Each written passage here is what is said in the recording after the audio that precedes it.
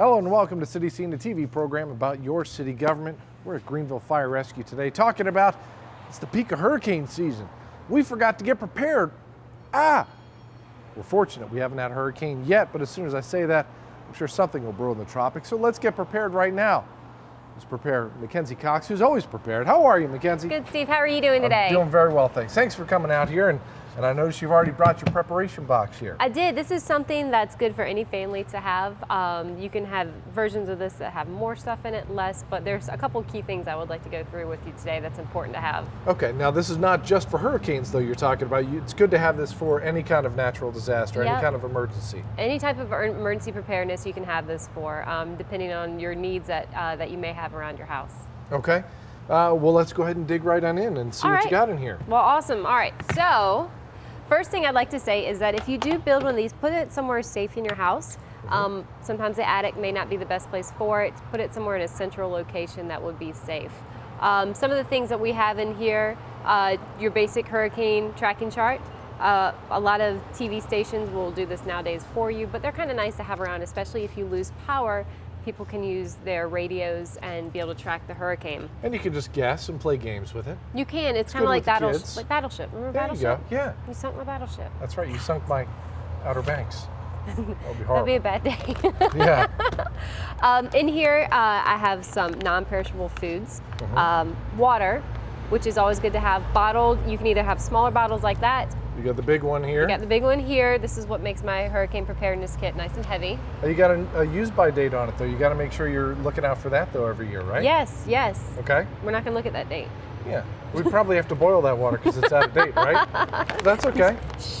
We've probably got matches in here, I'm sure. In fact, we do have matches here. We do. Just in case we have to boil water or light a candle. Yep.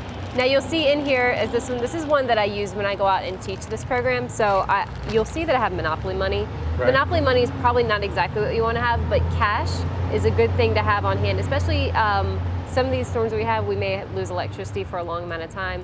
Credit cards, which are what most people use these days, debit cards, stuff like that, aren't going to be as useful. Right. Just like the Monopoly money would not be useful at the gas station, but real money would. Yeah. It's an example, that's all. It's there. We have matches, lighters, batteries, as well as flashlights. I like to tell people to use flashlights instead of lighting a lot of candles and having around the house.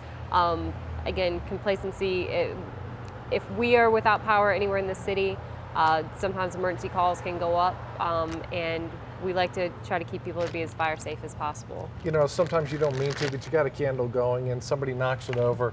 That's going to make a bad situation much, much worse. Exactly. Yes, sir. I forgot to ask, since we got sidetracked with the food. Yes. What's the rule of thumb for food, for keeping food and water? How much do you want to do it for? Like, how many days would you want to keep it prepared for? Well, depending on the magnitude of what looks like what may happen, and I hate saying that because now that I say that, I don't want to go back on it. You want to have enough for if you have children in the house to be able to feed them, and you want to have enough for also pets. A lot of people don't think about their pets. Make sure you have animal food for them, that you can care for them as well, because they're going to be depending on you to take care of them. As a general rule, think of how much is consumed in your house per day, and think about that when you're trying to plan this. So maybe 3 days is good, because that way it gives folks time to get the electricity back on, the water going, everything.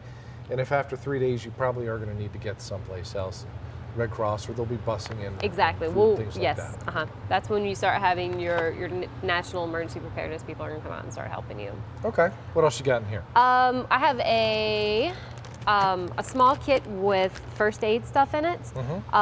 We have anything to clean cuts, cold packs, small wound care. Something I like to tell to people with hurricanes, you know, we have a lot of different weather here in Eastern North Carolina. This year we've had our run-in with tornadoes. With tornadoes, we have very little warning with. Usually with hurricanes, we get a couple days warning with that. If you have any medications for you or your loved ones that need to be filled, try to do that ahead of time, again, in case we are without power or you're unable to get to a drugstore within a couple days.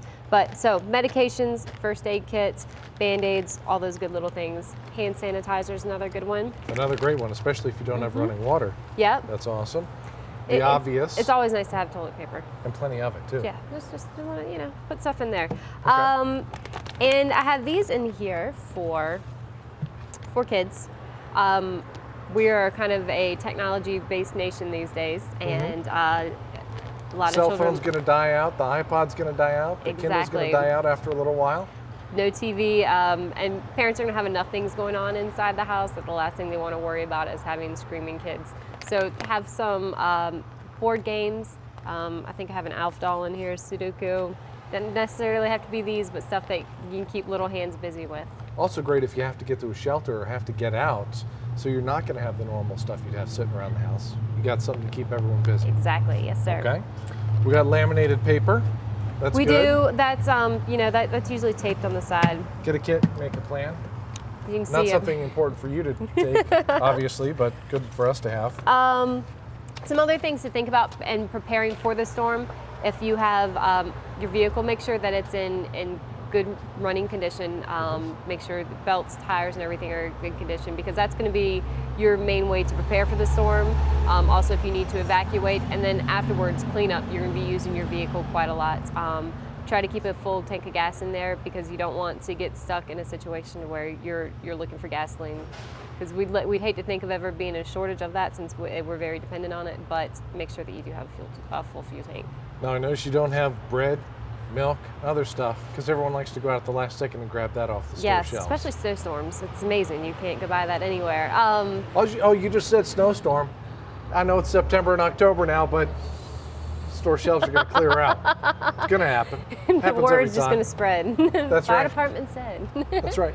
A boom box. A boom box, yes, and they have these. They also have the weather radios, the powerless ones that you can use a battery. This is battery powered. They even have the true emergency crank radios as well. So again, loss of power. Try to think of what you can do to keep yourself informed with what's going on around you. And if you can't get the weather radio, I know sometimes it's hard to pick up that channel. Some of the TV stations have partnerships with local radio stations. So when they're in their emergency mode with the weather, they'll actually broadcast the weather live on the radio at times. So that can be helpful to have an FM radio, AM radio, if you can't get the weather radio as well. A couple other things just to add on there. Try to prepare yourself once the storm has hit. If you are staying in, sheltering in place, stay safe. Don't go out on the roads. Fallen limbs, fallen power lines, flooded roads. Don't cross a road if there's water flooding across it, especially if you can't tell how deep it is. They always say turn around, don't drown. And then it's always amazed me with that. I hate to interrupt you. It's always amazed me with that, with how little water it takes, moving water, to actually lift a car off of a road. Yes, I wish I could tell you the exact number of what it is, but it depends on how fast the water is moving. But it really isn't a lot. You'll see cars get swept away very easily, and that's somewhere you don't want to be stuck in your car at. So turn around, don't drown. Yes, sir. We love that. All right. And again, look after your loved ones. Think ahead. Keeping everybody safe is most important, and just be safe. We're going to hope for a hurricane-free year this year. Hopefully. This also does well to apply for snowstorms. Yes. Again, there go the shelves. What was left on the shelves is now gone. All the bread, all the milk.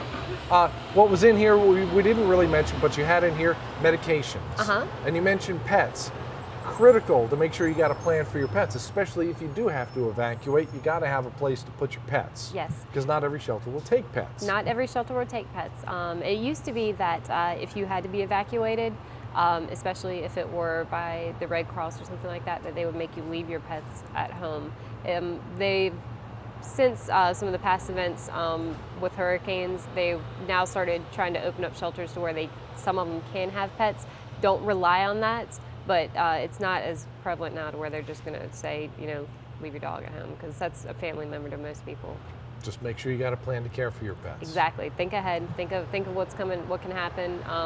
Worst case scenario is usually the best one to plan for, because after a couple years of not having one, people can kind of start getting lax about it, and that's when bad things can sometimes happen, and when people don't prepare.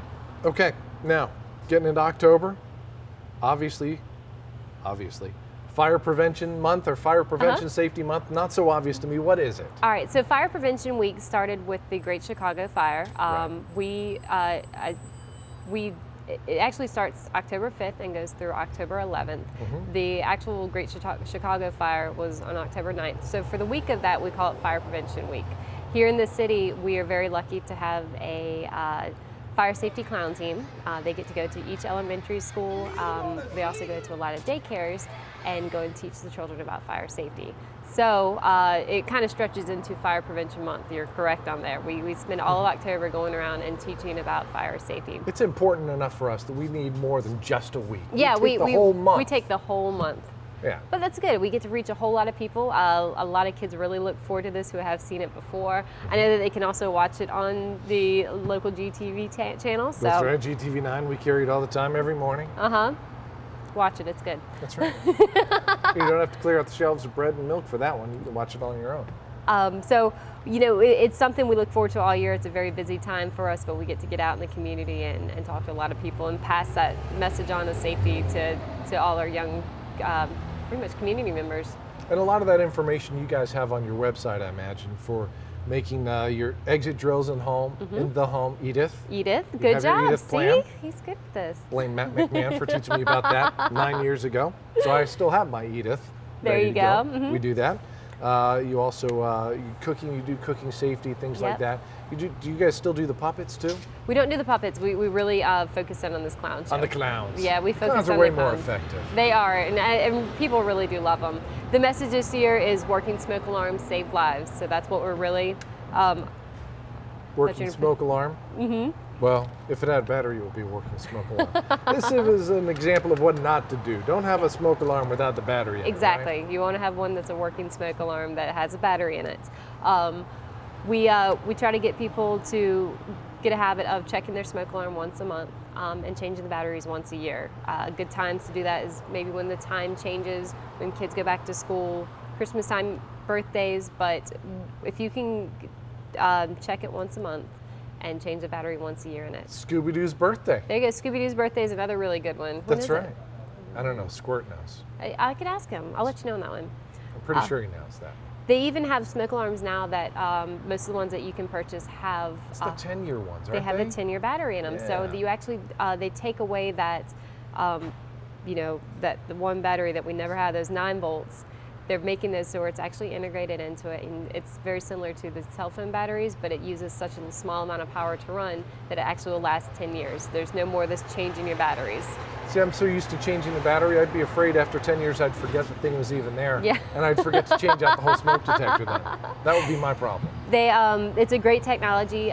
We always like to tell people if they have any issues either testing their smoke alarms, changing the batteries, or even getting smoke alarms, to please call us here at Greenville Fire Rescue. We have the ability to come and either test them for you, change the batteries, or hang them in your home if you need us to. So we want to do everything we can to keep our community safe, and that's just one of the things that we can do. All right, so what phone number can people call for more information about fire safety and all that good stuff? They can call me, Mackenzie Cox. I do all the life safety with Greenville Fire Rescue, and my number here is 252-329-4679. All right, thank you much, Mackenzie. Thank you, Steve. Appreciate it.